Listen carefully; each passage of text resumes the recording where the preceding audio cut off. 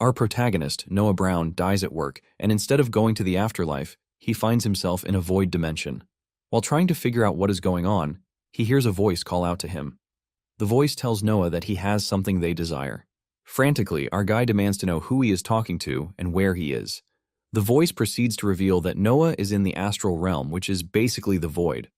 The voice also talking to him is the incarnation of the void. The void mentions that Noah found himself in the astral realm because his soul was scattered across the astral rifts.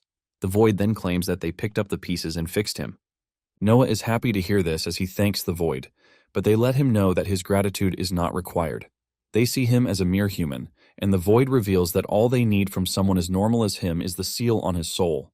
Noah has no idea what they mean by a seal, and they proceed to explain that there is a seal within his soul which he bonded with as an unfortunate result of his death. The void urges our guy to reach into his soul so he can access the astral script. Apparently, the script should be able to tell him everything else that he needs to know. Even though our protagonist has no idea how to reach his soul, he somehow figures it out by inhaling and exhaling just so he can calm down. Fortunately, he is able to reach into his soul, and a status screen appears in front of him, telling him that the generation of astral script is now complete. The system welcomes him on board and displays a bunch of information about Noah that he already knows. After he is done with this, Noah starts to wonder how a seal got into his soul in the first place. The void is not happy with the fact that separating Noah's soul from the seal will be pretty difficult. The void then tells our guy that there is one solution to the problem, and this is for him to become their puppet so he can be given incredible powers. They assure him that he's going to be their path to rebirth, and in exchange, he is going to receive a new life. Our favorite guy then asks the void what will happen if he refuses the offer. The void lets him know that they are going to take his soul from him and consume it in order for them to get what they want from the seal. Noah realizes that with this, he basically has no choice. However, he wants to check the contract first so he can know what he is getting himself into. He even asks the void if he can get a lawyer, but the void explains to him that contracts cannot be overseen by mortals, but instead, it is held by the strength of the holder. When Noah hears this, he realizes that the void is basically a godlike creature which makes his spirit stronger. Noah considers whatever pact between them an unfair deal. Noah confesses that he has no way of trusting the void, and even they agree to this. Nonetheless, the status screen presents Noah with two choices. He can either accept to make a pact with the incarnation of the void or choose not to. Before making his choice, our guy looks back at his life. He tries to ascertain how the pact is going to affect his life. Just as he is about to accept the pact, he suddenly remembers that soul pacts with void entities never ever turn out well. For the first time, Noah shows how bold he is by blatantly refusing the offer while asking the void why they even need his permission in the first place. Since the void is considered to be a god, Noah believes that they should be able to take the seal without asking for his permission. The void hears this, and they get mad. Noah is immediately restrained, and they let him know that his choice to refuse their offer is not acceptable. He struggles with the dark vines surrounding him, and when the void realizes that he is not willing to give in, they make him another offer. They ask him to be their messiah instead of being a puppet. Apparently, they will be able to harvest the seal from him when he dies. The system then displays his choices again, asking him to pick yes or no. Noah still doesn't give in to the offer, telling the void to fug off. The dark vines around Noah get even tighter as the void tries to show him how powerful they are. The dark vines cover Noah's mouth to stop him from talking, and they let him know that his spirit is already breaking under their strength. They want to know why Noah is being stubborn when he doesn't have much time left. They tell him the enticing perks that come with accepting their offer. They try to make him see that he is going to be a god among mortals, and they are going to worship him. However, our guy maintains his stance. He tells the void that he has no intention of bowing to the will of a monster. Realizing that Noah cannot be coerced into doing what they want, the void lets him go. The void then asks Noah what his terms of agreement are. Noah then tells the void that he wants his spirit to be the one controlling the pact. He assures the void that he is not going to rise against them. The void asks Noah how his offer tends to benefit them when they could easily remove him from existence. Noah then arrogantly tells them that they can't remove him because they obviously cannot. He knows that they would have if they could. The void hears this and laughs out loud. They admit to what Noah said while commending him for besting them. Finally, Noah makes a pact with the incarnation of the void. The status screen informs Noah that the void has agreed to his pact, and by this they are bound to his soul. Immediately they reach an agreement, a transformation process is initiated. Noah is rendered numb while the void is bound to his soul. Once this is done, the process of rebirth begins. The void tells Noah that they will be waiting to see how he uses his power. After a brief moment of traveling through the dark space, Noah finally arrives on the continent called Arendir. When he opens his eyes, he finds himself in the middle of a ritual circle. He is surrounded by a bunch of cult members who are in charge of the summoning ritual. Noah is confused, and he speaks out, asking where he is. This shocks the cult members as they do not expect him to have the ability to speak. They believe that our dumbass MC is a creature of the abyss, and by this, he shouldn't possess the ability to speak. After getting over their shock, the cult members start to hail Noah. They consider him a higher being, and by this, they tell him that they are humbled by his presence. Just then, he looks around to see a girl in chains lying in front of him. The cult members tell Noah to take the girl's life as an offering. Noah is shocked and visibly horrified when he hears this, as he tries to understand the kind of messed-up environment he has managed to find himself in. Noah realizes that information is what he needs, but when he checks the status screen, he sees a quest telling him to run away. There are no abilities or perks for Noah to make use of, and the best advice that the system can give him is to run away from the unfamiliar territory. Noah gets on his feet, still trying to digest why the cult members think that he is some kind of ancient elemental. Trying to look bold, Noah stands strong and asks the cult members where he is because just some moments ago, he was in the endless void. Fear grips the cultists as they bow in front of Noah, telling him that he is in the realm called Arendir. They reveal that he was summoned because they need something from him in exchange for the life of an awakened. Noah keeps up his acting by scolding the cultists for summoning because they need a favor from him. The group then replies that this is a realm that he can enter at will. After hearing this, Noah goes back to thinking of how to get information. Surprisingly, he is able to access the perk called Identify. This is a perk that gives him the ability to identify things. Using the Identify perk, Noah scans the room. He is able to get some info that the guys in cloaks are called Abyssal Cultists, while the jacked-up guy with a sword is the Abyssal Executioner. Then, moving to the girl in chains, she is the Flame Warden. Since no one is ever happy to be in chains, Noah assumes that he will get a chance to escape the room if he manages to free the Flame Warden. However, to do this, he is going to need a distraction. He looks into his inventory and the only thing he finds is a scroll. On the scroll is a letter to Noah, welcoming him to Arendir. The only information he is able to extract from this is the conditions surrounding his pact with the incarnation of the Void. While he is looking at the scroll, the cult members are staring in admiration that Noah can use teleportation magic with no stress. Noah then finally decides to make his move. He tells the cultists that he is going to grant their plea, but he wants the Flame Warden alive because he wants her to be his servant. However, this immediately sparks whispers among the cult members. Our guy notices this and demands to know what is wrong.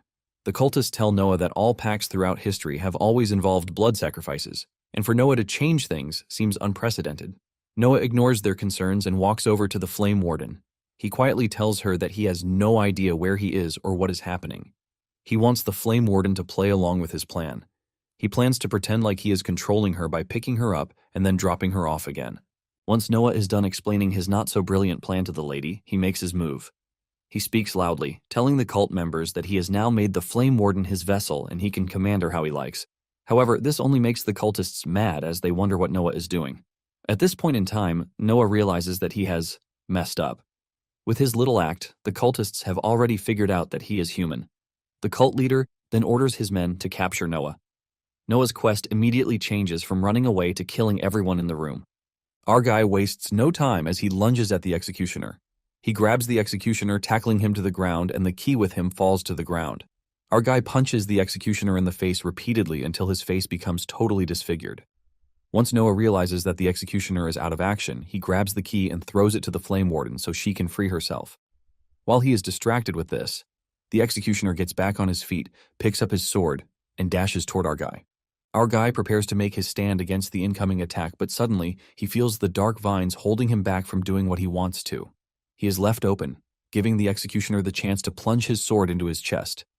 Noah's health bar immediately goes from 100 to 23% as he falls to the ground. The executioner is done with him as he prepares to finish him off by impaling him to the ground. Our guy looks at the executioner in horror as he prepares to be sent to the afterlife. Just as he is about to meet his death, something extraordinary happens, which saves Noah. The executioner is suddenly engulfed in fire, and his scream echoes in the room as he burns to death. In his weakened state, our guy looks up to see that he was saved by the Flame Warden. The Flame Warden has freed herself thanks to the key provided by Noah, and she is now ready to take on the entire cult on her own. The whole room is brimming with intense fire as the Flame Warden prepares to battle it out with the evil guys. Without hesitation, the cult members come rushing at the Flame Warden, but the first set of attackers meet a grim ending at the hands of the Flame Warden. She unleashes a massive wave of fire that takes out everyone in close proximity to her. Realizing how powerful the Flame Warden is, the cult leader stops his members from engaging. He decides that he is going to be the one to fight the fiery princess.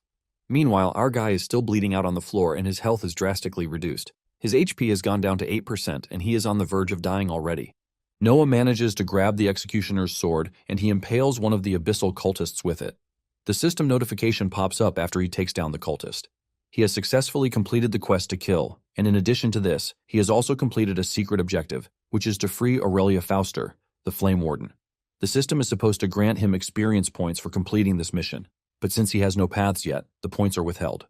Noah is then asked by the system if he wants to awaken a path. Before he can pick an option, Noah's health bar reduces to 6%, and he slowly starts to lose consciousness. Noah cannot believe that he is about to die when he hasn't even used 1 hour in his new life. Just as he is about to finally fade into the dark, he picks the option to awaken a path. The process throws him into the astral space, and after traveling through the empty space, he finds himself in what looks like an arcade. Our guy is shocked but also pleased to see an arcade after years of not seeing one. Looking into the distance, he sees another dude, Dylan, welcoming him to the arcade. Acting like a tough guy, Noah screams at Dylan, asking him who he is and demanding to know where he is. Noah assumes Dylan is one of the void gods who are always messing with him, but Dylan tells him to calm down so he can explain things to him. Dylan introduces himself and confesses that he is from the void. Dylan is a representative of the void in the pact Noah made with the void. Even though Dylan is not interested in existing in Noah's astral space, he has no choice. Since the whole space is his astral space, Noah jumps on one of the arcade machines to have fun. The system congratulates him for picking the premium package and then informs him that he can select up to 3 paths at once. Our dumb MC doesn't fully understand what the astral script is, and Dylan explains that it is part of his soul. Basically, it is the manifestation of magic. Noah's astral space chose the arcade because it is the form his astral script has chosen to take. Noah admits that he spent a lot of time in the arcade when he was a kid. However, he still doesn't know what he is supposed to be doing in the arcade. Dylan mentions that it is his job to guide people on their awakening, but Noah is a special case. Noah clicks the start button on the arcade machine, and the machine processes his character to integrate his past life experiences into which paths he is going to take. A bunch of paths are displayed from which Noah can easily pick. There is a warrior, martial artist, pugilist, brute, thug, and mage path. Before picking his path, Noah asks Dylan what he needs to know before picking which paths he wants. Dylan mentions that there are 4 attributes, which are power, constitution, agility, and mystic. These are the 4 attributes that govern every aspect of whatever abilities Noah has. And in the end, the paths increase these attributes, thus making Noah stronger as he progresses. Dylan also mentions that higher grade paths give higher increases, but they lock away future potential. To get a proper insight into what the paths mean, Noah checks out the warrior path. If he chooses to be a warrior, our guy will get the gift for fighting, and that gift will also be what forms his path. To get this path, there is one requirement, and that is Noah winning a fight. To make it more interesting, he will be rewarded with 1 free attribute per level. After checking the perks on the warrior path, Noah also checks the others. However, he notices that the paths are all similar to the warrior path. Dylan then tells him that there are other options on the other machines that he can check out. Our guy wastes no time jumping on the offer because everything being displayed in front of him is basic and boring. Dylan takes him to the healing-based machine. In the options presented, Noah checks out the options, which are cleric, healer, potion brewer, and first aid medic. Noah remembers that he almost died before coming to the astral space. He then asks Dylan if he is going to be healed after he selects a path. Dylan tells him that it doesn't work that way. He lets him know that he is supposed to be dead, but time has been slowed down for his awakening. Once he returns to his body, he will have only a few minutes to try and survive. Just then, Noah's eyes catch a particular path, the Exsanguinator. Noah checks out the perks associated with the Exsanguinator. Apparently, this path allows the user to draw blood from the astral realms, channeling it. He can also draw blood from the creatures he defeats and to heal or harm as he pleases. For the requirements, he will have to have a basic understanding of how blood works, and also ingest mana-rich blood. The reward for this is 1 constitution and 2 free attributes per level. It is basically a perfectly balanced path since it offers a healing and affliction-based path. Dylan urges him to pick the path, and without thinking twice, Noah goes ahead to do so. After this, Noah checks out the next path, which is the Void's Herald. As a Herald of the Void, the user gets to bestow unending darkness into the material worlds. The requirement for this is to have a pact with the Void, and our guy already fulfills the requirement. The rewards for this are 10 attributes per level, but they cannot be assigned by the wielder. Noah outright refuses to take this, telling Dylan that he is better off taking paths that also give him a tactical advantage in combat. Noah's eyes then catch another path that looks very interesting. This is the Astral Walker path, and it is considered to be an epic path. By floating through the interdimensional void, the user absorbs the realms of the astral and finds themselves connecting with the realms beyond. As for the requirement, the user needs to have absorbed a part of the interdimensional astral rift. For the rewards, the user gets 1 agility, 2 mystic, and 2 free attributes per level. Looking further, Noah also notices the Void Hunter path. This is a path where the user has a lingering hunger within them and the instincts of a hunter. The user can then channel the void to hunt anything that may cross their path. The requirement for this is to have a natural instinct for hunting and also have a high void affinity. The rewards are 1 mystic, 2 power, and 2 free attributes per level. After a careful look, he decides to pick the paths of Exsanguinator, Astrowalker, and Void Hunter. After finalizing his picks, Noah goes through something he didn't expect and something Dylan didn't tell him. The void's aura engulfs his body, causing him agonizing pain. Apparently, the process of first awakening is always painful. After surviving some minutes of pain, Noah finally awakens to 3 paths that he chose. With the Exsanguinator, he unlocked the Blood Drain ability.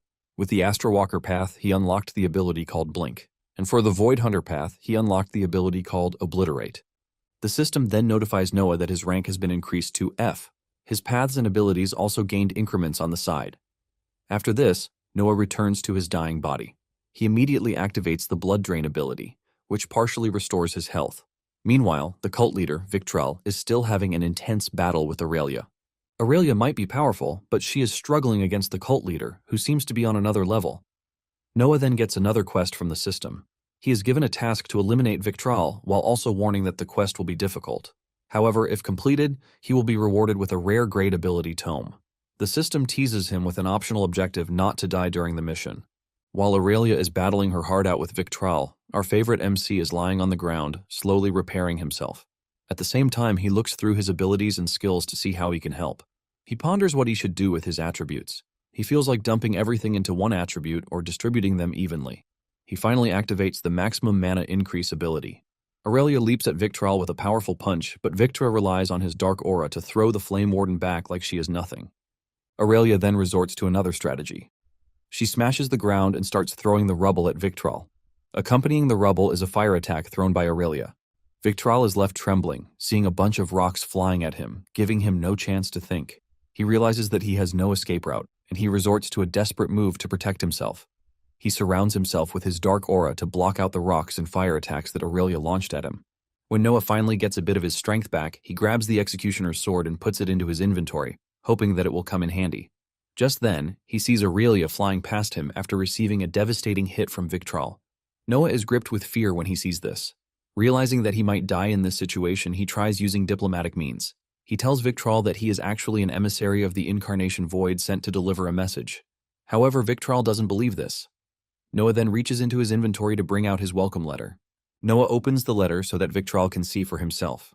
After reading the letter, Victrell calms down a bit, talking about how it is a great honor for him to hear from the incarnation of the Void itself. Just then, Victrell suddenly turns things around, calling Noah a shitty liar. Noah senses the imminent danger, and he immediately activates the Blink ability to move away from Victrell's line of sight. He then reaches into his inventory and pulls out the Executioner's sword. Before Victrell can launch an attack, Noah throws the sword at him.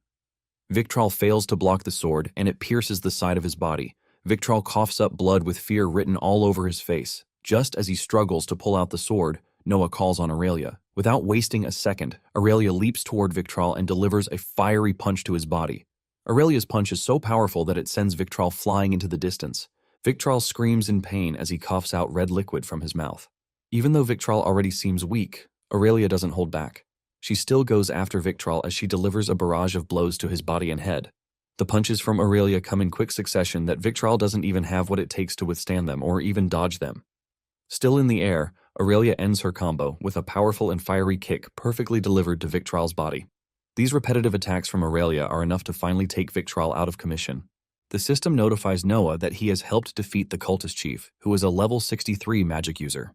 Due to his involvement in taking down the cultist chief, Noah's level increases too. His Exsanguinator path upgrades to level 6. His Astrowalker path upgrades to level 4, and his Void Hunter path upgrades to level 4. His power also increased to 11 points, his agility increased to 9 points, his constitution increased to 11 points, and his mystic increased to 13 points. In addition to this, he is given 14 free attribute points. As promised, he is also granted the Tome of Infliction for defeating Victral. The system then tells Noah that he has partially absorbed the cultist chief's flesh. While the system is counting out everything that Noah has been rewarded with, he is just happy that it is all over. He falls to the ground in relief, but before he even gets the time to relax, Aurelia walks up to him, telling him that he has a lot of explaining to do. Aurelia wants to know who he is and why he was summoned by a summoning circle. Noah doesn't take Aurelia seriously, and he simply lets her know that she is welcome. Aurelia mentions the fact that she is thankful that Noah saved her, but she is wary of him because she has been betrayed multiple times, and she cannot relax until she gets an answer from our guy.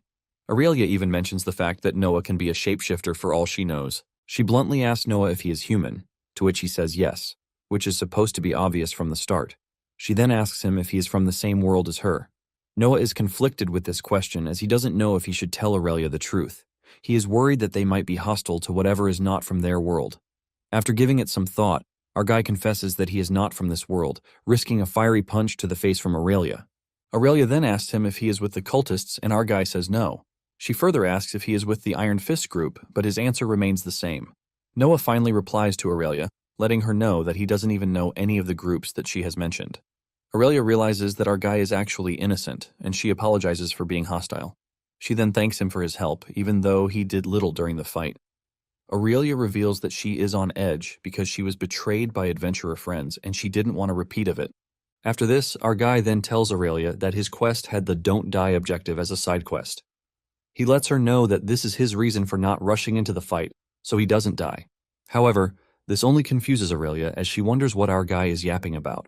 Realizing that he has lost Aurelia in his talks, he tells her that his astral script is like that of an RPG. Even with this, Aurelia is still confused, as she has never seen or heard of role-playing games in the past. To avoid further confusion, Noah tells her to forget about trying to understand it.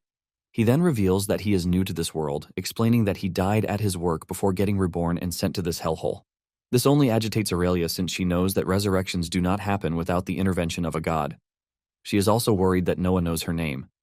In his defense, he tells Aurelia that he only knew her name through his quest, and he adds that everything happening is still new to him. Aurelia finally admits that our guy is not lying about everything she has heard from him.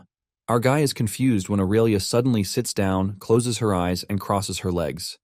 He is forced to ask her what she is doing.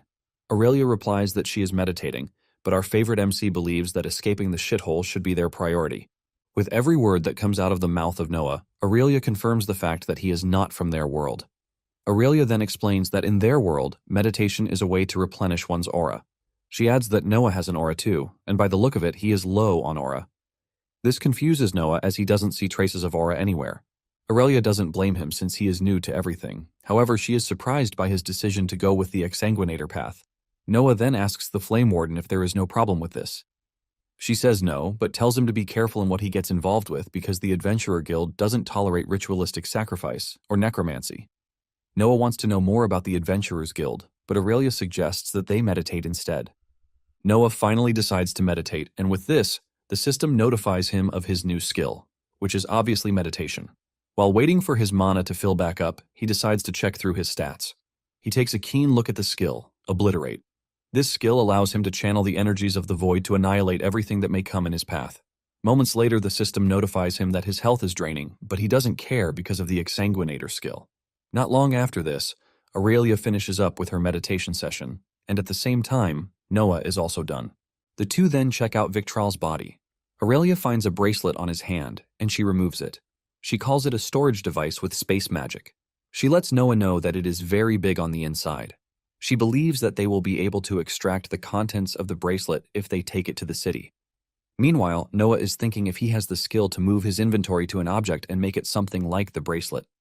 Aurelia then lets him know that storage devices like the bracelet are bloodbound, which is why it cannot be opened if the user dies. Aurelia looks through Victral's body, trying to find his key. She reveals that they will have to take the bracelet to town to try and open it if she fails to find the key. Noah then asks to see the bracelet. Aurelia throws the bracelet to him, and he inserts it into his inventory. His inventory is able to detect that the bracelet is a storage device. The system then asks him if he would like to transfer the items from Victral's storage to his inventory, and without hesitation, Noah says yes. Immediately, Noah's inventory starts to withdraw everything inside the bracelet into his inventory. Aurelia is still looking for the cellar key when Noah easily brings it out from his inventory. It was in Victral's storage, but since everything got transferred to Noah's inventory, it gave him easy access to the key. In addition to this, our guy gained things like a healing potion, twin daggers, books, a ring, and lots of mana stones. Aurelia is shocked when she realizes that our guy can just take things out of storage devices. Our guy makes use of this opportunity to show off his abs while changing into a robe that he found in the storage device. Looking through the stuff in the storage device, he finds the ring of the Abyssal Eye. He believes that the ring is cursed, but Aurelia tells him otherwise. She explains that the only thing the ring does is to provide greater mana capacity. Noah wastes no time putting on the ring so he can make use of its abilities. This upgrades his identifying skill to level 2. With this, he is able to see more information on his target. He checks out Aurelia's stats and realizes that she is as strong as the cult chief. While Aurelia is burning Victral's body, Noah is still looking through his inventory like a child. Lucky for him, he finds weapons that he can make use of during combat. Aurelia then tells Noah that she is aware that this is his first time killing someone. Noah is shocked, and he asks her how she knows. She simply answers that she has been in the game for so long not to know. When our guy asks her why she is still doing what she does, she reveals that she likes helping people. She is not the type to sit around while people are getting hurt. As the conversation deepens, she asks Noah if he regrets killing the cultists, but he says no. Since the cultists were trying to kill him too, he has no issue taking them out too. Aurelia is glad to know the kind of resolve that he has. She reveals that the cultists would have definitely hurt more people if they were left alive. Apparently, there are some adventurers working with them, and this is part of the people who sold Aurelia to them. Noah then asks the lady if she thinks he is going to be a good adventurer, to which she says yes. She admits that Noah did his best during the fight, even though he is still a low-level magic user. Noah receives the comment well and heaps praise on the video games that gave him knowledge on how to operate if he ever finds himself in a familiar environment. When our guy asks Aurelia how he can activate his tome, she reveals that the only way is through ritual magic. He needs a ritual circle, and he is going to have to use the tome as a conduit. Aurelia reveals that she can help draw a ritual circle. However, Noah shocks Aurelia when he uses the abyssal ring to open a magic circle, thus activating the Book of Sight. The system then asks him which path he wants to select for the Book of Sight. Noah picks the Void Hunter path, and with this, the book is consumed. This, in turn, helps unlock the ability Void Hunter's Eye. With the Ring of Abyssal, he is also able to temporarily upgrade the Hunter's Eye to level 3. This binds well with Noah's body, and a purple aura surrounds him. Our guy is impressed by this new development as he compares it to seeing in 4K. With this, he can also see Aurelia's aura. Our guy is excited about his new abilities and skills, and he proceeds to the next book. This is the Book of Infliction, and he also activates this. This then binds with the Exsanguinator skill, unlocking an ability called Bleed. The system informs Noah that he can inflict the Bleed status effect on his enemies, and it can also be applied to weapons. After some time, Aurelia gets tired of staying in one place. She suggests that they start moving, but before they move, she urges our guy to eat an F-grade mana stone. She tells him not to eat anything above that. Just as expected, Noah's curiosity kicks in, and he asks why he shouldn't eat any mana stone above the F status. Aurelia reveals that he is going to get mana poisoning if he does this. 2 grades higher than F, Noah will get rapid strength for a while. However, he is going to be paralyzed as the mana makes its way through. However, anything higher than that, Aurelia assures him that he is going to explode and die on the spot. That is, if he is lucky. If not, he is going to die a slow and horrible death as the mana wrecks him from the inside out. Our guy hears all of these, and he keeps them to heart. After consuming the mana, the two start exploring the lair. Aurelia is looking for the storage chamber, which usually holds magical artifacts. In addition to this, she is looking for anything that belongs to the person she was originally sent there to find. Our guy is optimistic about some hostages still being alive, but Aurelia shatters that assumption as she tells Noah that she was the last person to leave the holding cell. She then urges Noah to be careful because there might be traps, cultists, or even monsters around. The two then proceed further into the lair. They soon find a room that has hidden answers in it. Aurelia demands the storage bracelet from our guy. She puts it on and imbues it with mana to activate it. It lets off a bright light that Aurelia points at the wall.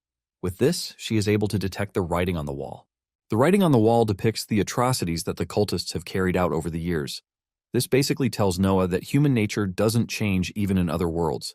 Humans are always chasing power, misguided beliefs, and can be led astray by false pretenses. Aurelia is disappointed that the cult members are all adults who chose to participate in the evil acts. Looking around the room, she notices a section in the room that appears to be an illusion. She tells Noah that they are going to have to jump over the illusion to avoid falling into a trap. Before they proceed, Noah tells Aurelia his mind. He lets her know that he is not trying to victimize the cultists. He only cares about those who had no choice and were coerced into doing the evil things they did. Aurelia then mentions that there is a ritual that can be performed to remove the abyssal influence. Apparently, the ritual is a painful process, and some even die in the process, but those who live never remain the same. Noah is shocked to see this, and he considers the process a cruel one. He asks Aurelia what will happen if a child is forced, and Aurelia mentions that children are executed painlessly. Even though it sounds cruel, Aurelia lets our guy know that this is the way forward. The two manage to avoid the trap, and they proceed further into the lair. Moments later, they find a magically sealed door. Aurelia tells our protagonist to stand back so she can break down the door. With a fierce and powerful fiery punch, Aurelia hits the door and breaks it down. Noah is impressed with Aurelia's strength, and he commends her. It turns out the door leads to Victral's study. Aurelia looks through the books in the study but doesn't find anything important. Our guy tells Aurelia that there is the possibility that Victral was keeping their loot somewhere else. Noah then looks through the room in search of clues. On the shelf, he finds a skill book of Advanced Abyssal Call. The system asks him if he wants to absorb the book, but he refuses, telling the system that he needs to find the secret area first. Using the hovering skill, Noah lifts off the ground, and behind one of the books is a hidden compartment. There is a keyhole to the compartment, and Noah brings out the key they got from Victral. He inserts the key into the compartment, and upon unlocking it, the entire shelf starts to move. Our guy is glad that his little plan worked, and Aurelia asks him how he pulled it off. Noah reveals that in every story back in his world, the secret chambers are usually like the one he just solved. The shelf opens apart, leading them further into the lair. They see blood trails leading further into the dark lair. The Flame Warden then uses her fire skills to provide lighting for them. The two soon find themselves in what seems to be a holding cell for prisoners. A system notification also pops up for our guy. The system presents him with a new quest. Noah is told that he has strayed from his path, wandering into hidden secrets that were never meant to be uncovered. He's asked if he wants to seek them out or back off. Noah accepts the quest and tells Aurelia what the quest is about. He lets her know that the quest wants them to uncover the mystery hidden in the chamber, but the difficulty level and rewards remain unknown. Aurelia also senses the ominous aura coming from the chamber, and she suggests that it would be better if Noah stays back. She reminds him that he has barely awakened, and F-rankers like him are not even expected to do anything dangerous. Noah then suggests that they both leave for the nearby town so that they can return with more people who can help. However, Aurelia says she cannot. She fears that the team who betrayed her might still be in town, and in addition to this, she mentions that there were others with her. She reveals that all those who were with her were brutally murdered, but they kept her for last because they needed to sacrifice her. Aurelia tells Noah that she needs to find their body to prevent them from rising up as undead. After hearing Aurelia's reason for wanting to wander into the deadly chamber, our brave MC decides that he is going to follow her to protect her. Aurelia laughs at MC for believing that he has the slightest chance against whatever monster that poses a threat to Aurelia. Noah protests that he helped in the fight against Victral, but she reminds him that it was just one fight so far. However, she admits that Noah is getting the hang of magic faster than normal people. Noah then gives the credit to the video games he played in his past life. They soon get to a section that has two paths. Aurelia suggests that they follow the left path, and as they navigate the rough terrain, she reveals that the path is intentionally built that way as a defensive structure to slow down enemies. In addition to this, the walls are forged with mana, which makes them tough to break. After a rough journey through the narrow path, they finally make it to a giant door. Thankfully, this doesn't require Aurelia breaking it down. They open the door and realize that they are in the real secret study that Victral uses. Littered on the floor are sheets with magic circles and enchantments. Aurelia checks out one of the books, where she seems to find Victral's plan. Apparently, the old evil geezer was trying to make some kind of chimera from his familiar. The first prototype was a total failure. He was trying to create a powerful creature with impressive regeneration but lacking in intelligence and potential. However, it was a mistake to put so many bodies into one creature. In his journal, Victral talks about how he still regrets the loss of the second prototype. He wrote that the void affinity was unmatched, and the human host also survived while retaining most of its intelligence. However, the process was too scarring, and the creature was unstable. This is why he needed a stronger host, and finally laid his hands on Aurelia. After reading out the journal, the system notifies Noah that the Blood Behind the Walls quest is complete, but he is not going to be getting any rewards for it. Suddenly, they hear someone from outside the study telling them to run. Noah and Aurelia run outside to check the person, only to find a decapitated cultist. Aurelia checks the fellow's pulse and realizes that he is gone. Just then, they look behind them to see an ugly-looking creature with human faces locked inside a cage. Aurelia recognizes the faces, and she tells Noah that they are the prisoners who were with her. The two heave a sigh of relief when they realize that the creature is not paying attention to them. Just then, one of the faces spots the abyssal ring on Noah's finger. This immediately tells the creature that Victral, their master, is dead. This enrages the creature, and Aurelia immediately tells Noah to run away. She unleashes a fire attack in an attempt to contain or terminate the creature. The system then notifies Noah of another quest. The quest is called The Familiar's Vengeance. Since Noah has gone ahead to peek behind the curtain and caught a glimpse of the atrocity hidden within, the atrocity has also glimpsed him. The system tells Noah to try and escape the creature because it will be coming for him, since he is the one who terminated its master. The system lets Noah know that the quest is rated very hard, but as for the reward, he is going to get an epic grade ability book if he survives. Even with Aurelia's fire attack, the creature makes it out of its cage, setting its sights on Noah, the man who wears its master's ring. Noah screams in fear while telling the Flame Warden that they need to run away from the area. Before our brave MC can get out of range, the creature grabs him with its tongue. He tries to use the blink ability, but it doesn't work, leaving him to wonder why his abilities are not responding. The system then tells him that his aura is suppressed, which is why he can't use his abilities. Finally, Aurelia intervenes, and she burns off the creature's tongue with her flame magic. Once Noah is free of the creature's grasp, he puts some distance between himself and the creature. Just then, the creature turns its sight to the Flame Warden. Aurelia tells Noah that the creature's health regeneration is very high, and in addition to this, fire doesn't seem to be effective. The Flame Warden wonders if there is anything or any weapon that is even capable of killing the creature. The creature lets out a loud shriek. The system tells Noah that what he just heard is a creature's phantom shriek. However, he is able to resist the effects of the shriek. The fight between the Flame Warden and the creature escalates through the room. Aurelia throws everything she knows about fire at the creature, decapitating it and believing that it is done for. Aurelia and Noah then ignore the creature while they talk about things. This turns out to be a grave mistake because the moment the creature gathers its strength, it comes after them while concealing itself in a dangerous spiral. Even with this, Aurelia still manages to push back the creature with her firepower. The voices of the creatures all start to cry in pain, but Aurelia doesn't hold back since they are a lost cause already. She unleashes a powerful firestorm on the creature to try and finish it off. When the fire subsides, they expect to see a charred body, but surprisingly, the creature is still alive. The voices scream as they languish in pain and hurt. Suddenly, the creature lets out a screeching scream. The system immediately notifies Noah that he has heard the creature's phantom wail and he has been partially affected by the scream. Noah learns that he has been hit with a terror debuff and all his attributes have been reduced by 10%. His mana regeneration has been reduced by 10%, while his health regeneration has been reduced by 25%. He crashes to the ground and coughs up blood. The creature tries to get him, but he manages to get out of harm's way using the blink ability. However, Aurelia is not as lucky as Noah. She gets caught with the creature's tongue, and she is smashed into the wall. The creature hates Aurelia for the pain she has caused it since the fight started. Noah tries to help Aurelia by using the blink skill to reach the creature. In the process, the skill is upgraded to level 2. While in the air, the creature throws Aurelia into the wall, leaving her very weak. From above, Noah launches an attack on the creature, and he uses the bleed effect, but surprisingly, the creature resists. He almost gets hit by the creature's massive tail, but thanks to his blink skill, he gets out of there again.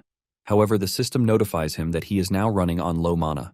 Noah quickly consumes an F-rank mana stone to have his mana regenerate back to 100%. The system then informs Noah that he has been afflicted with mana poisoning.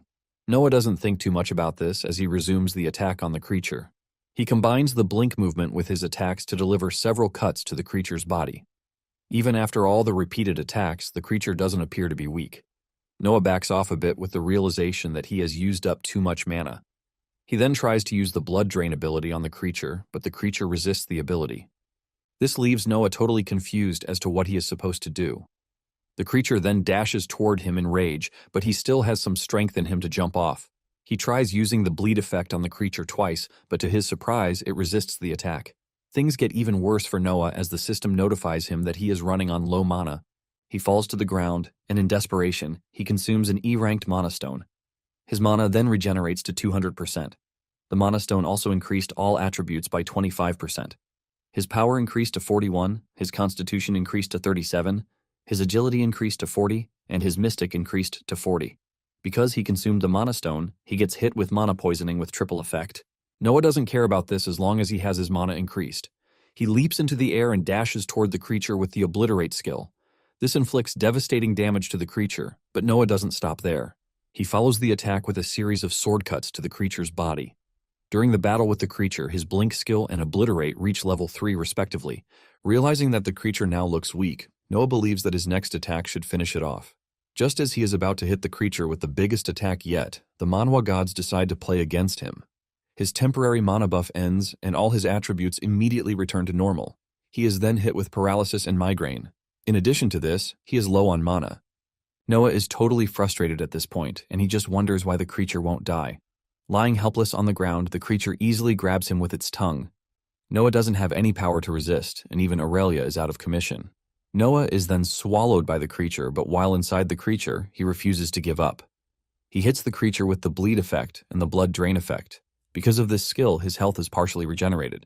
The terror debuff on him is removed, the paralysis debuff is also removed, and finally, he gets health regeneration by 50% for 5 minutes. From inside the creature's body, Noah is able to inflict the most devastating attack since the start of the battle. The creature has no defense against Noah's attacks.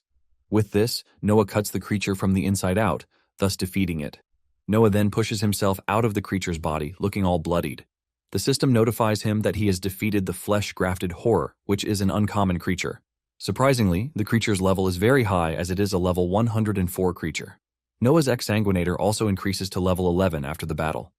His Astral Walker and Void Hunter both increase to level 9 too. His power increases to 26, his agility skyrockets to 17, his constitution increases to 20, his mystic increases to a whooping 30, and to top it all off, he gets 30 free attribute points. The status screen turns gold as the system notifies Noah that the quest is complete.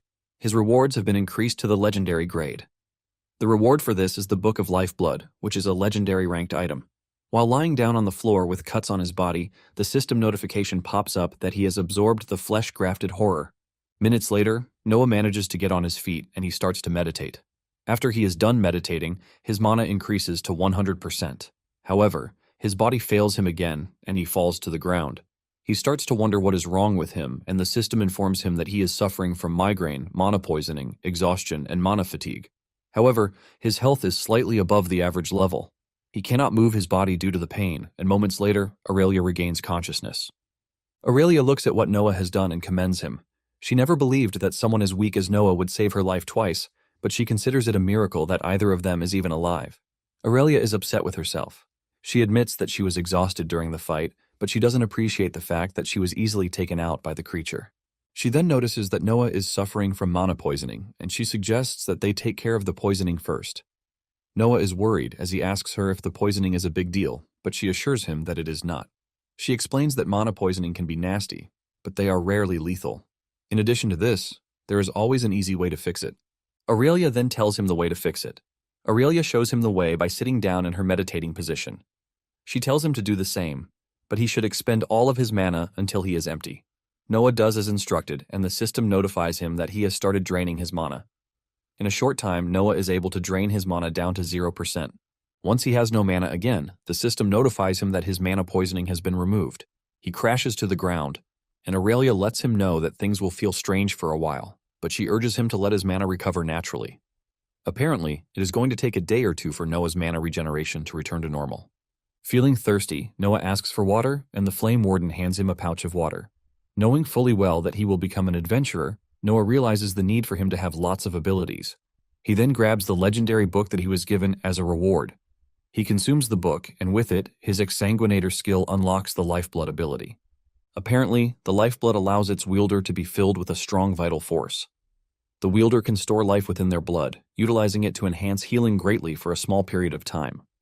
The Lifeblood ability also increases all healing abilities by 10%. And when it comes to health regeneration, it increases it by 100%. The ability also provides a cool perk that protects the wielder from low-grade poisons. Even Aurelia could feel the surge of power as Noah consumed the Lifeblood ability. She talks about how Noah is the only one getting all the cool abilities, which makes it unfair. Noah then claps back by telling Aurelia that her world having magic in the first place should be considered unfair. After consuming what he wants, he puts the book in his inventory. He then wears the abyssal ring again, hoping that it will enhance his identifying skill.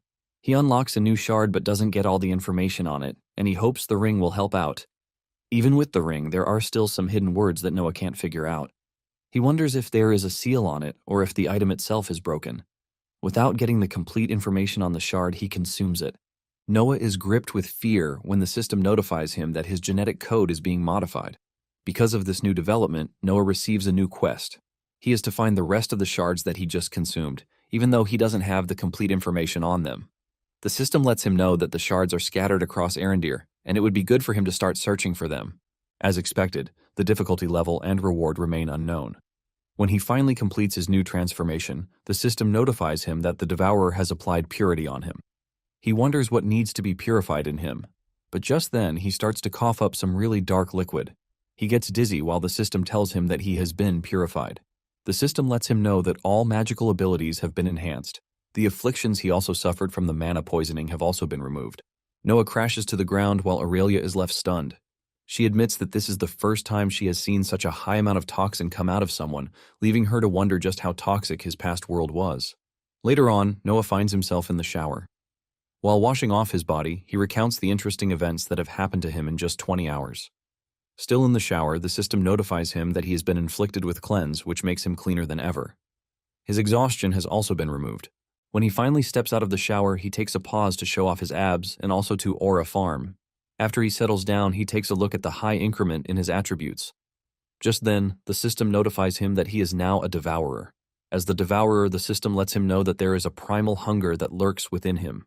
There is also the urge to grow, to fight, and to consume all that bars his path. Apparently, he is going to gain increased experience when fighting stronger enemies, but gain decreased experience when fighting weaker foes. His abilities are also enhanced to their maximum potential. While his instincts are sharper, his eyes see further, and his spirit shall always remain unwavering. Due to this, he gets a 5% increase on all attributes. Noah is impressed by all of these, and he decides to check out the growth attribute. This is an attribute that increases strength through magical processes or his own actions. Just then, the ability kicks in, and some of his attributes increase again. Aurelia finally shows up in his room dressed up in a proper warrior's fit. Aurelia then tells Noah that it is time for them to leave the hellhole because they have somewhere else they need to be. Noah suggests that they take a shower first, but Aurelia tells him that she has already taken a shower while he was out. The two then get to talk about the weather and their favorite seasons of the year. The two steps out of the building, and this is Noah's first time seeing the environment of his new world. He looks into the sky and all around him, staring at the beautiful scenery. He notices that there are two suns in the sky, and he asks the Flame Warden about it. She lets him know that they have two suns, and she considers Noah's world a really weird one for not having two suns. Noah argues that this is not considered weird. He then asks her how they measure day and night in their world. Aurelia is confused by the question, and she tells Noah that they know it is night when the sun sets and it is day when it rises. However, sometimes in the winter it is still dark after the first dawn. Basically, the day only starts after both suns are out. All these sounds really weird to Noah. The system then notifies him that the map of the new world has been unlocked for him after completing the run quest. Our MC then asks the Flame Warden if she was able to find the item that she was looking for, and she says yes. Apparently, the item is a protective charm given to children to ward off evil spirits, but in a magical way. She found the item in one of the cells. Suddenly, the system gives him a quest to return the necklace to the owner. Apparently, the owner is living in Layfar village and the reward for the quest is just experience points. Noah tells Aurelia about the quest and suggests that they proceed to the village, but the Flame Warden hesitates. Since it is getting dark, she wants them to make camp for the night. She also wants to show Noah some things that he needs to know since this is his first time being an adventurer. Our MC bows to the lady, telling her that he will be open to learn from her. With Noah's reaction, Aurelia asks if he is making fun of her, but he lets her know that he wouldn't dare do that. Just then, Noah notices some creatures walking beside them. He asks Aurelia what they are, and she reveals that they are wild armadillos. Apparently, they are the best way to traverse the kind of forest they are in. On the other hand, Noah is worried that the creatures might try to eat them, but the Flame Warden assures him that they are not aggressive. To show him how cool the animals are, the Flame Warden climbs on top of one of them.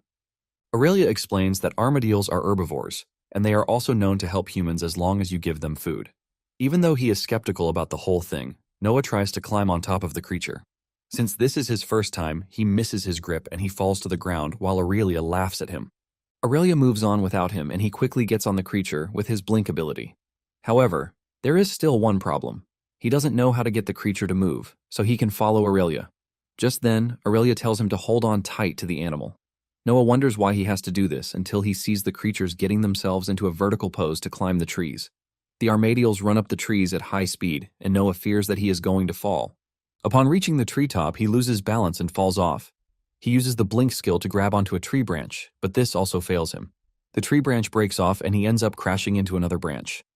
While he is trying to pull himself together, the armadillo walks up to him and licks his body. While all of these are happening, the Flame Warden is laughing her heart out.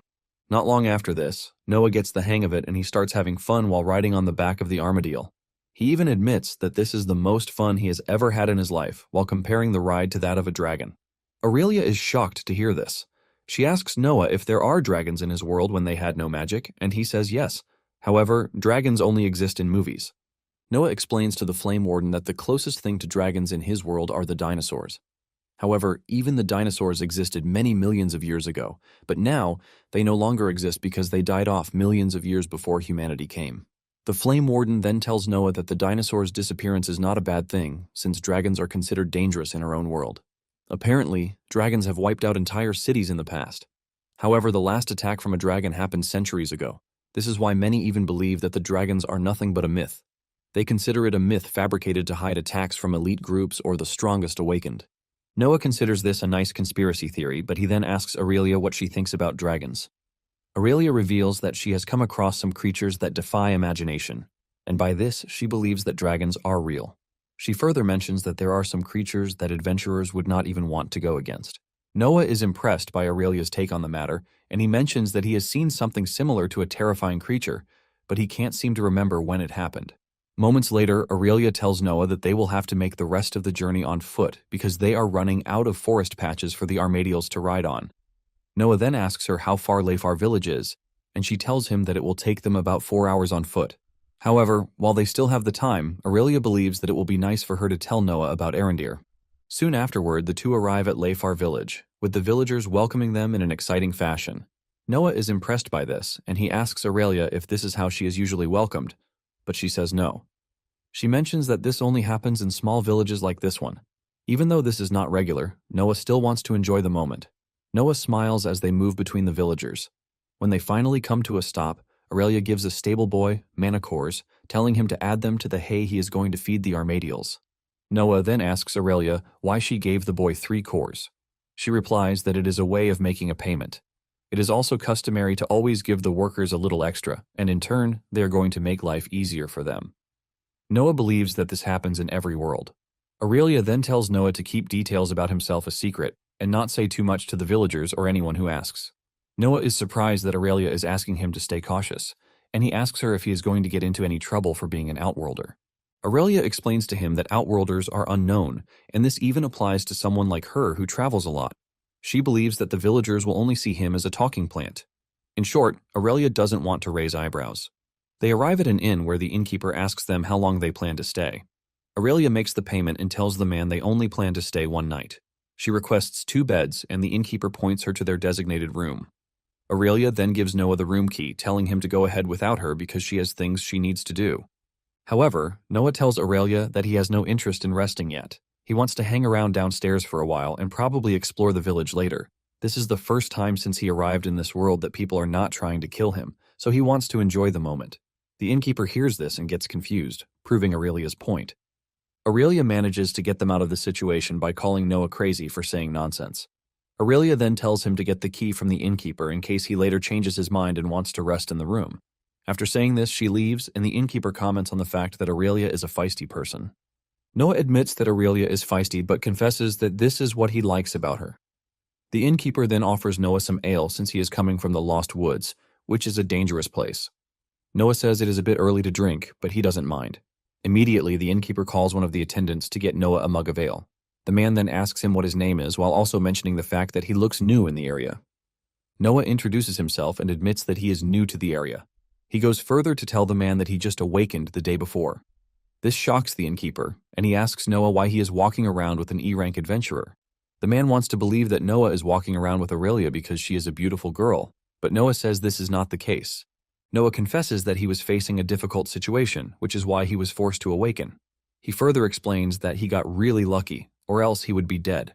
He then tells the man that Aurelia is just helping him get used to the fact that he just awakened. Noah's story makes the innkeeper remember his youthful days, and he finally introduces himself as Lorien. Noah uses the identifying skill on the guy and realizes that he was once an adventurer too. Lorien mentions that he was an adventurer, but he lost his magic in an accident and he decided to quit. However, he is glad that he still has limbs in his life. Noah then asks him what monster he faced that made him lose his power. But even Lorien claims he doesn't know. He narrates that he was on a quest in a dungeon up north, and while they were working, something suddenly popped out of the depths. None of the adventurers, including Lorien, saw it coming. He explains that something pearly and translucent crashed through, and they suddenly couldn't move their bodies. 2 of his party members got killed instantly, while another one lost his eyes, and Lorien lost his mana. Lorien then adds that up till the present moment, he had never heard of the creature again. Suddenly, the system detects that Noah is getting drunk, and it gets to work, cleaning up Noah's system. He complains about this, and Lorien tells him that he can switch off his ability. Noah then turns off the lifeblood ability so he can drink ale and get drunk. Lorien advises Noah to use the ability when he is too drunk, so it can help him get sober in no time. In fact, Lorien lets him know that the ability can also cure hangovers. Shortly afterward, Noah gets really drunk, but he quickly puts his ability to work, and it cleanses him of the intoxication. Noah then asks Lorien about something he mentioned earlier. Apparently, Lorien said some villagers are missing, and they have a team out there looking for them. Lorien narrates that people have been disappearing in the woods, and it started about 6 months ago. 2 villagers went in search of the missing people but never came back. Even the adventurers went to check, but couldn't find anything. The people of the villagers mourned, gave up, and stopped going to the forest altogether. Not long after this, the mines collapsed. A rescue team was sent to search for survivors, but they found none. The villagers then sealed the mines too. Apparently some adventurers showed up to check the mine 2 days ago, but with the report Lorien is getting, they are going to seal off the mine completely. Some of the villagers are already protesting because they are going to struggle to survive through winter without money coming from the mines. Lorien then mentions that they usually hear cries from the mines, which suggests that there might be undead in the mines. Lorien fears that the village might need to be evacuated if it comes to this, and no one wants this. After hearing Lorien's story, Noah pays him for the drink, and he steps out to stretch his body. As Noah walks through the village, he sees some concerned villagers gathered in the distance. They are complaining about the mines that are about to be closed down. They are worried that there is no way they are going to make it through winter if the mines are closed down. Noah then follows the concerned villagers into a house where they are gathered. The mayor is having a tough time trying to explain why the mines need to be closed. He lets them know that it is better for the mines to be closed, rather than lose more villagers or even the guild getting involved in the matter. The mayor assures them that he is as concerned as they are, and this is why he is acting in their best interests so that they can all survive. Noah is patiently hearing the mayor until he spots Aurelia among the crowd. He is shocked to see her, and the same can be said for Aurelia, who wasn't expecting to see Noah there. Aurelia then reveals that she is there to talk to the mayor in private so she can get information on the adventuring team that betrayed her. She has not been able to reach the mayor because he is busy, and on the other hand, Noah also talked to the innkeeper while having a drink with him. Noah then asks Aurelia if they should help the mayor, and she tells Noah that helping the mayor is what she is trying to do. However, Noah decides to step in. Noah makes his way out of the crowd and walks to the front to address the people. He tells them to stop arguing with the mayor because it doesn't suit them. Since they are all looking for a way to make the village survive, he suggests that they all find a solution together. One of the villagers, Jerome, is shocked to see Noah acting all classy, and he asks him who he is and just where he crawled out from. Noah properly introduces himself, and he reveals that he is a newly awakened adventurer. He then proceeds to add that he is the solution to all of their problems. Noah understands the problem that they have. Since mines are dangerous, and they need someone who can enter the mines and come out alive, he wants them to send him in. Jerome then questions him and asks why the village should send in someone who has just awakened just to go and die. Noah then drops the bombshell, telling the villagers that he will not be going in alone, but he will be entering the mines with his partner, Aurelia. Aurelia is mad that Noah has dragged her into the mess, but she has no choice at this point. She steps out and introduces herself. She reveals that she is an E-rank adventurer, and some days ago, she came to the village on a quest. She now believes that her quest is somehow linked to the mines. The mayor then cuts Aurelia short, mentioning the fact that he knows her. He remembers her coming into the village with her team. Aurelia admits this, telling the mayor that she is back in the village to find her team. Noah then informs the villagers that they will not be doing the task for free. Without hesitation, the mayor tells Noah to name his price as long as they are willing to help. Noah then asks the mayor if the village has an ability tome. He says yes, but he is doubtful if it is going to work for him. The mayor suggests that they head to the Windrest City instead. The Windrest City is the closest place with a guild hall, and they tend to have an inflow of adventuring gear too. Aurelia tells the mayor that the city is their next destination. However, for the quest at hand, Aurelia tells the mayor that a D-grade mana stone and 2 horses should suffice. Just then, Jerome reveals that he will be going with Aurelia and Noah since he has been working in the mines for almost 40 years now. He is confident that he knows the ins and outs of the mines. With this, everyone in the room agrees to the deal, and Noah shakes the mayor's hand to make it official. The system then notifies Noah of his new quest, which is called Trouble in the Mines. The quest difficulty is considered to be medium, and for the rewards he is going to get experience points after completion. Jerome then approaches Noah, asking him where he came from since he looks too old for someone who has just awakened. Noah replies that he came from a faraway place where there is no magic, and this is why he just awakened. Jerome is shocked to hear this, and he asks Noah if he came from the dead zones. Noah is confused by this, as he doesn't know what dead zones are. Jerome explains that dead zones are places with no mana, which is why magic doesn't happen there. The dead zones are also known to drain the life out of anything living there, which is why the region is considered barren. Noah then replies to Jerome, telling him that his home might not be teeming with life as expected, but it is still not a dead zone.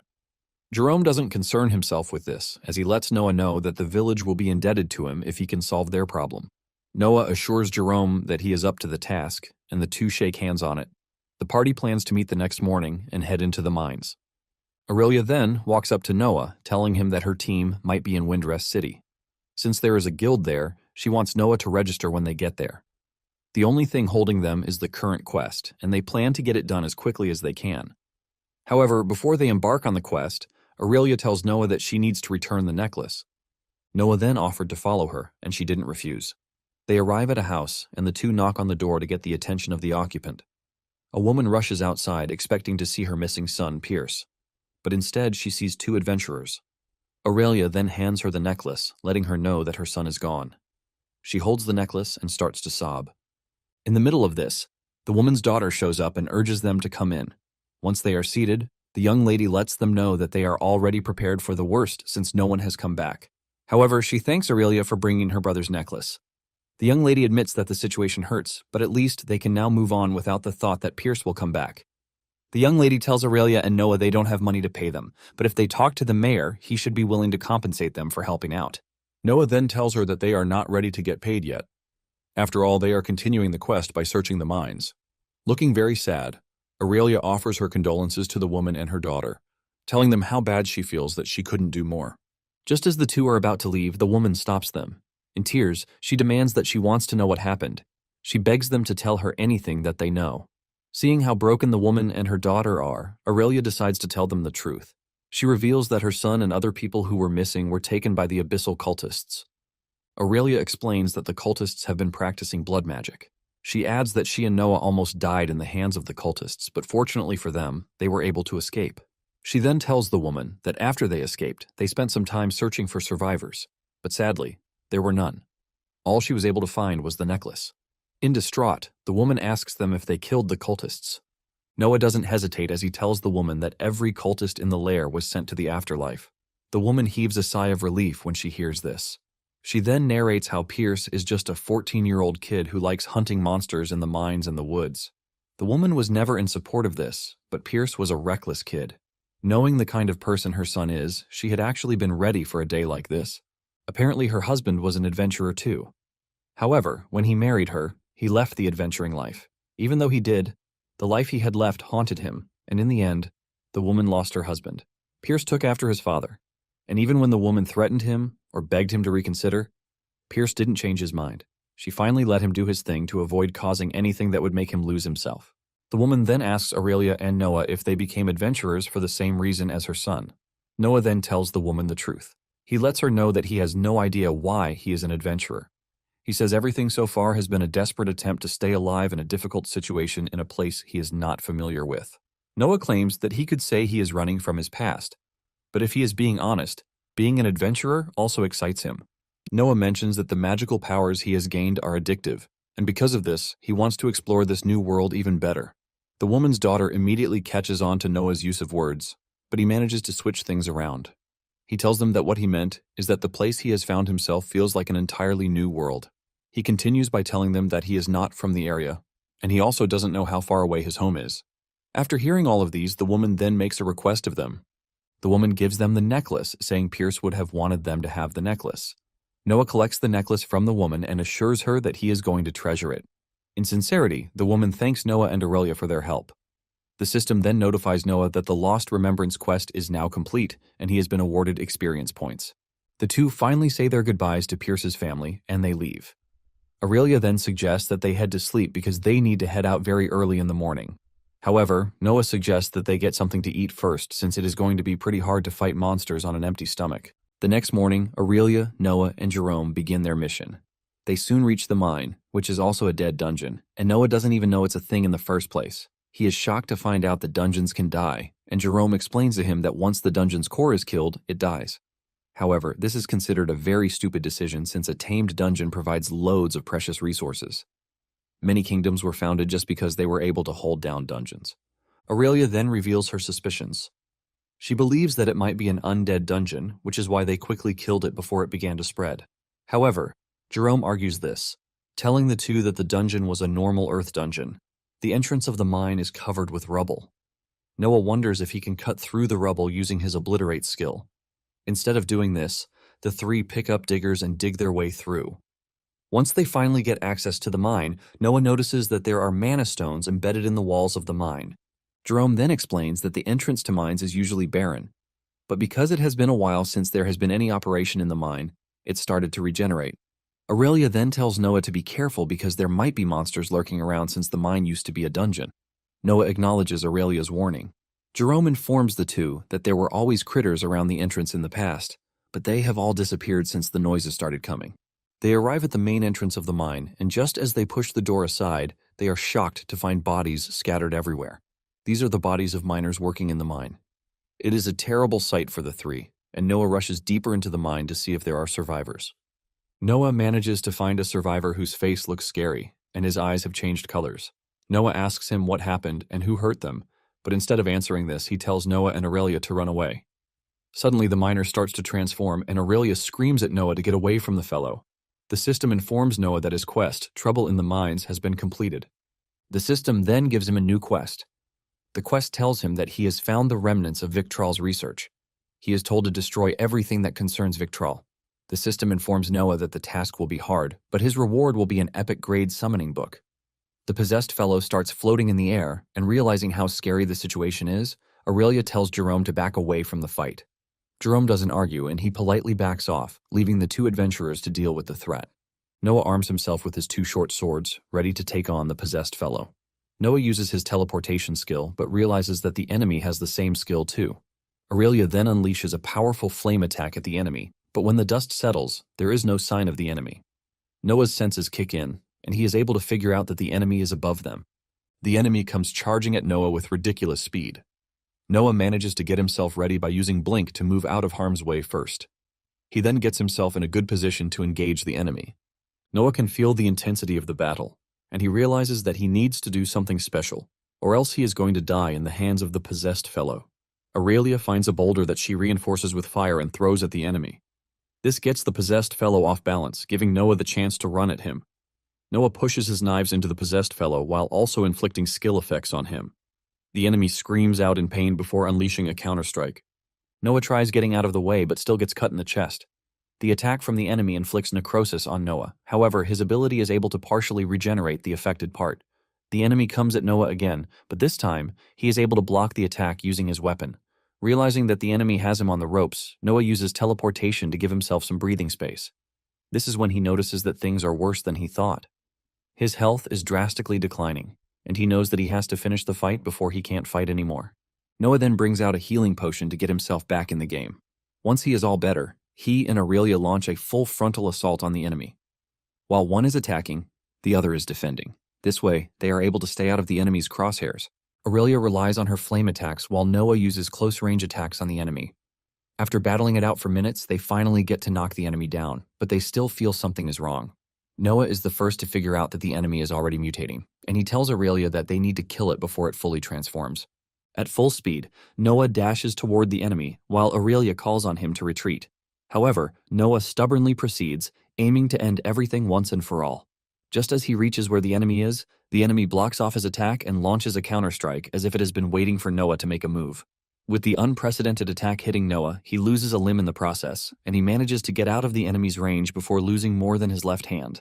Noah looks at his left arm on the floor with fear in his eyes. Because the lifeblood ability is not active on the hand, the poison is spreading really fast. Noah is horrified, and he hopes that he gets a way to reattach his arm after the battle. In the heat of the battle, the system notifies him that his poison resistance skill has upgraded to level 2. Aurelia then picks up another boulder, imbues it with fire, and throws it at the mutated enemy. Once Aurelia has the enemy backed into a corner, Noah goes after it. Noah hits the enemy with a headbutt, and he activates the Obliterate skill. Fighting with just one arm, Noah uses his mouth to hold his sword. He then turns around to bite one of the enemy's tentacles. With this, he inflicts some damage on the enemy. Noah remains on the offensive until Aurelia calls him back, letting him know that she needs space to launch an attack. Noah acknowledges the order, and Aurelia produces a massive fire attack with the aim of burning the enemy out of existence. The attack hits, but when the smoke clears, there is no presence of the enemy. Noah then comes up with a brilliant idea. He tells Aurelia to flood the entire area with fire to prevent the enemy from teleporting, since it can only teleport through shadows. Aurelia does as told and unleashes massive firepower that exposes the enemy's movement. The enemy realizes that it has been exposed, and it makes a desperate move. It grabs Jerome and holds him hostage. Realizing that they are in a bit of a bind, Noah decides to come up with another idea. Noah reaches into his inventory to bring out the letter of the Void God. The mutated fellow already feels the aura coming from the letter, and Noah lets the enemy know that he is also tied to the Void God. With a very scary tone and command, Noah demands that the mutant let Jerome go. Noah is forced to repeat himself 3 times before the mutant finally throws Jerome away to focus his attention on Noah. He runs at Noah, but Noah meets him halfway and plunges his blade into the mutant's neck. Noah then pulls back, giving Aurelia the chance to hit the mutant with another powerful fire attack. Aurelia's latest attack finally knocks the mutant down, and Noah strolls up to him. The mutant begs Noah to kill him, and just as he wanted, Noah ends him. As he closes his eyes in death, the mutant thanks Noah for taking him out of his misery. The system then brings out the notification that Noah has defeated the mutant. He gains loads of stats increase because he took down the mutant. Noah tells Aurelia that the miner was still alive, but he was trapped in his own body by the monster controlling him. The system then asks Noah if he would like to consume the mutant he just defeated, and he says yes. A golden light shines around him as he absorbs the mutant's power into his body. With the absorption of the mutant, Noah gets to see some really tragic and horrifying memories from the rock miner. All the sufferings were caused by one man, and that is Victral. What Noah sees in the miner's memory makes him really mad, and he swears to kill every last member of the Abyssal cult. Because of his new resolution, he is given a quest by the system to wipe out every last member of the Abyssal cult. The difficulty level is set at impossible to show how crazy the quest is, and the reward is unspecified. After this, Aurelia picks him up so that they can leave the mine. She assures him that she is going to find him a healer. Noah passes out, and when he wakes up, he finds himself in the astral script with Dylan staring at him. His left hand, that got cut off, appears like that of a hologram. He looks around the room and realizes that it has a living room kind of set up. Dylan tells him that he is in the astral script that his soul is attached to. Since the astral script takes information from things he was connected to, this room is one of them. Noah is glad to be back in the room after so many years. He wants to consume as much knowledge as he can. Dylan then reveals his shock that the guy is still alive. He is impressed, and he tells Noah that he has surpassed his expectations. Dylan even goes as far as to clap for him. Noah just stares at him with the side eyes because he knows that he is mocking him. Noah can clearly see that Dylan hopes that he dies, but he has been surviving somehow. Dylan admits that he might want Noah dead, but it is all fun and games to him. He is betting on Noah's survival and how much he can take. Dylan moves past the whole part where he wants Noah to die and lets him know that there is something important that they need to discuss. Dylan mentions the quest that Noah forcefully activated, which is the wiping out of the Abyssal cult. Dylan tells him that he just cannot go ahead and exterminate the Abyssal cult. Noah teases Dylan, asking if he thinks he can pull off the quest. Dylan simply replies that there is no way he is going to pull it off. Noah then reminds Dylan that he didn't break the contract by getting the quest. Dylan realizes that Noah is not ready to give up on the quest. He then asks him what it would take for him to give up. Apparently, the Abyssal Cult has its own use too, even though they are not directly linked to the Void. Dylan tells Noah that wiping out the cult is not something that they want. Noah bluntly tells Dylan that he doesn't care. He sees this as his problem and that of the Void.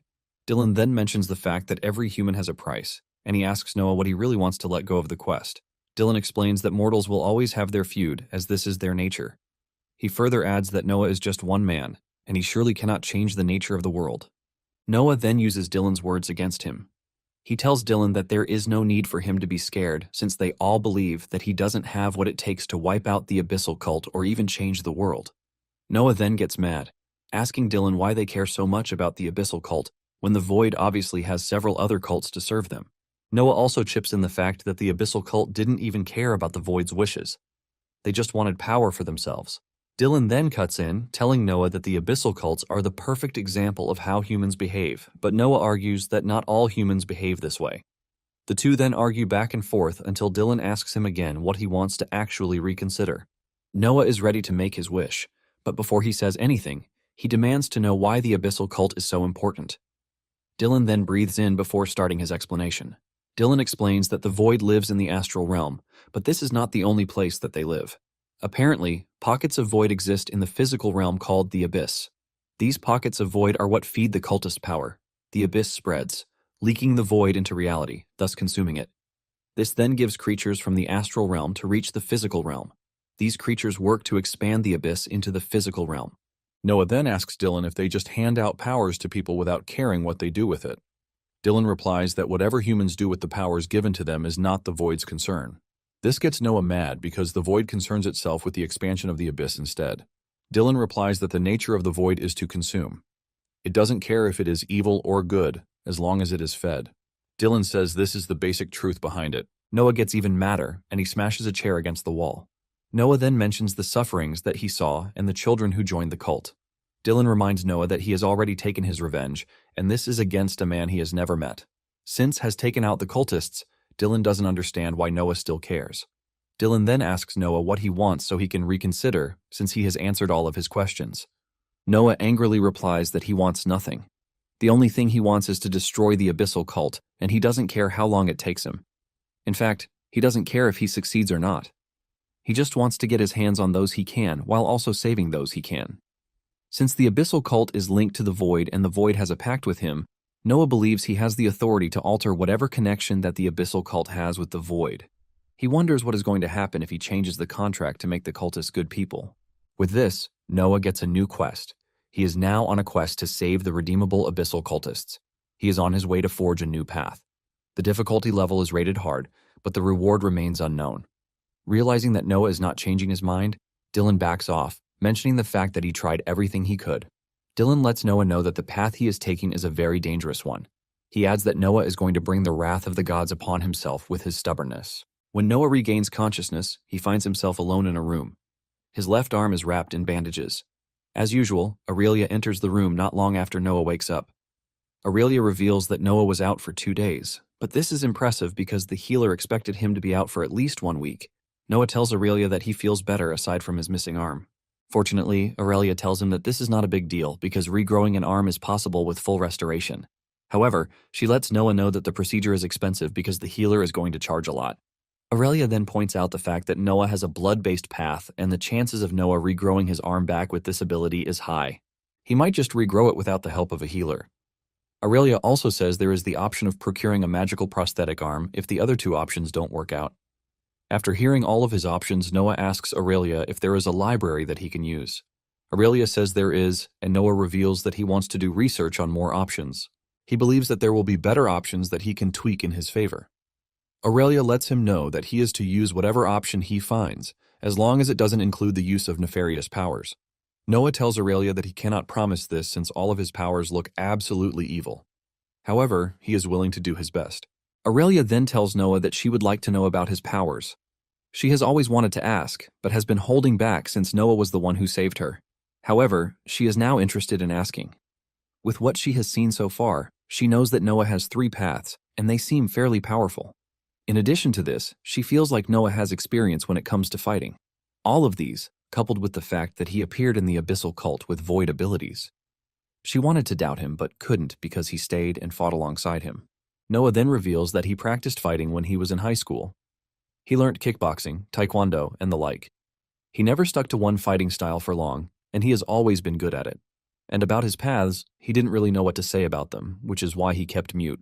In addition to the fact that he was in an unfamiliar environment where people wanted him dead. Aurelia understands where he is coming from, and because of this, she decides to show him something she doesn't show people. This is her way of saying she now trusts Noah, and she wants him to trust her too. She shows Noah her ring, and she pulls it off. She tells Noah to inspect it, which he does. He initially doesn't see anything until he tries harder. The identifying skill recognizes the ring as the ring of a second chance. It was made from the frozen tear of an ancient dragon, and the ring heals the bearer if their health reaches under 1%. The ring also has the ability to teleport them to a predetermined safe location in case of emergencies. However, it can only be used once. Aurelia lets Noah know that she intentionally put herself in a dangerous place because she knew she had the ring. Noah is relieved that Aurelia is finally telling her this, which shows that she now trusts him. However, Aurelia is still worried about one thing. She remembers that in the mines, Noah commanded the void creature. In addition to this, Noah brought out a strange letter, and around the letter is the purest void mana that Aurelia has ever seen. Aurelia wonders if Noah was able to see through her abilities somehow so he could deceive her. But Noah assures her that he has been honest from the beginning. Noah is ready to tell her everything, and he urges her to test him. Aurelia then hands him a rock, telling him to hold it while he speaks his truth. Aurelia asks him the hidden truth about himself. Noah reveals that he doesn't have memories of lots of things, for example, his death. He explains that it is as if some parts of his mind have been cut off. Noah then comes clean, telling Aurelia that he can command void creatures due to the fact that he woke up in the void after his death. This is also why he has his path and the letter, too. He assures her that he doesn't intend to harm Aurelia or the innocent. In addition to this, he reveals that he is not chasing powers that will make him end the world. Noah then explains that the truth behind everything is that he is a lost man in an unfamiliar world. After saying these things, Aurelia then asks him to swear while still holding the stone. Without hesitation, he swears upon his astral soul. After this, the stone glows, and when Aurelia checks it, she is glad that it didn't break or crack. Apparently, the stone would have cracked if Noah had lied. The stone focuses on one's mana and aura. It can detect the slight waver in the aura, which will then cause it to crack. However, it didn't, which is good news. Later that day, Noah leaves his room and heads to the library. He picks out books on prosthetic arms and books on what he needs to know about this new world. The first set of prosthetics that catches his eye are the void parasites that look like slimy worms. They burrow into the spine and take control of the brain before killing their hosts and turning them into mindless monsters. However, they possess the ability to enhance and modify their host's body to a remarkable extent. In very rare cases, the fusion with one of these parasites has helped the host become stronger. After reading through this, Noah believes that this is the option that suits him. He then continues to read more into the creatures to avoid missing anything. He soon learns that the summoned parasites feed on the host's life force. Noah is pleased to see this because he has an ability that gives him an abundance of life force, which means the parasites will never have to go hungry. By summoning them with the life command to feed on the host's life force, the parasites have no choice but to obey their summoner. Noah is glad that he meets all the requirements to summon the void creatures that he needs. He figures out that the best way to get his arm back is to summon the parasite. Without wasting time, he picks up the book and leaves the library. Later that day, he finds a private place where he can perform the summoning, and Aurelia is with him. The first thing he does is to consume the book that gives him the skill of Abyssal Call. He then brings out a mana stone, and with it, he draws a magic circle on the floor. Once everything is complete, he activates the summoning process, and he consumes the book of Abyssal Summon too. Meanwhile, in the void, the parasites are roaming around with nothing to do when they suddenly hear someone summoning them. They have been dormant for a long time, but the bright light calling them makes them feel alive. Their desire to eat beats everything else, and without hesitation the parasites merged into an entity.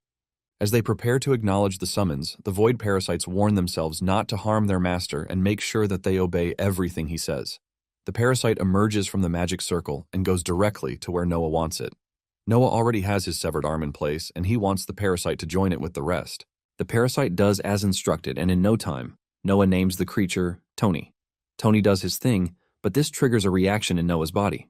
He is hit with a fever, and Aurelia gets worried. She tells him to dismiss the creature, but Noah claims that he is fine. However, things only get worse as Noah falls to the ground, screaming. His entire body is burning, but because he has no intention of stopping the process, his pain tolerance keeps increasing. Aurelia checks on him and realizes that he is suffering from a severe case of fever. Noah explains that Tony is eating through his life force to heal his arm, and he asks Aurelia for health potions. Just then, things get even worse, and Noah is now left to fight an internal battle with his mind. He tries not to focus on the pain, and instead he starts to meditate. He is able to put all of his attention into meditation and ignore the pain he is going through.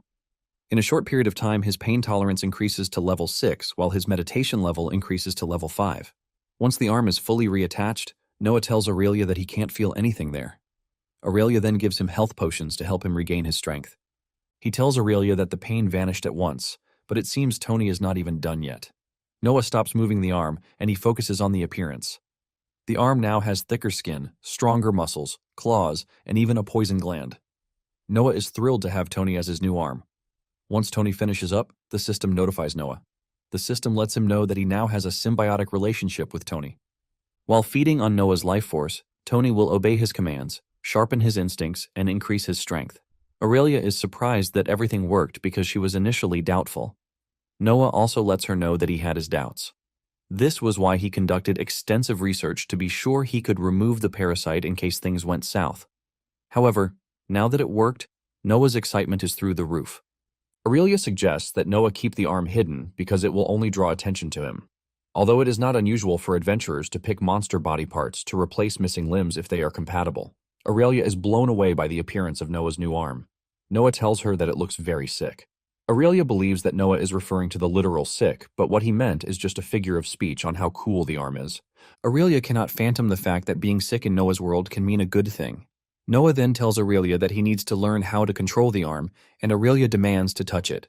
She touches it, leaving her blown away. She tells Noah that he has an inbuilt weapon now, which is basically an advantage to him. She then mentions that the arm will grow with Noah since it is connected to his astral script.